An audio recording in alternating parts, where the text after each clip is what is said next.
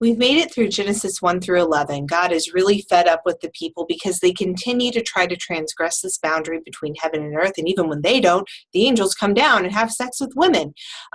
So after the Tower of Babel, God is going to decide to do something completely new. So we're back in the world of the text. And we're going to turn the page from the primeval history to the ancestral narrative. So by the time you get to Genesis chapter 12, you're in the ancestral narratives. And God is going to now transgress the boundary between heaven and earth. God, him or herself, is going to transgress this boundary and reach out to Abraham and Sarah in Genesis 12:1. And God is going to say, listen, we've gotten off track.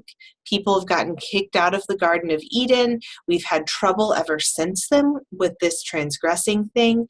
Abraham, I want to send you and Sarah from where you are in Ur of the Chaldees all the way down here, and I want to bring you to a good land, the land of Canaan.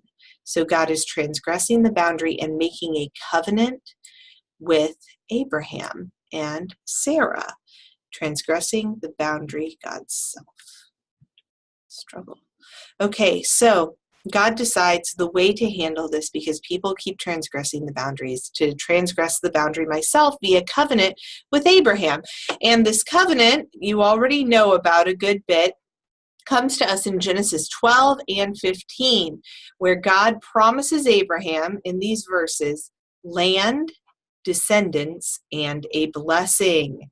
This is our very first part of the covenants, the three covenants, our excitement over the three covenants. Here we go.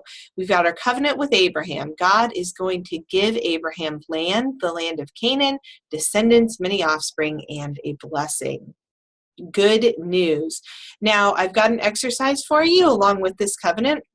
I'm going to have you read Genesis 15 and make a list of what happens, because it's really, really strange.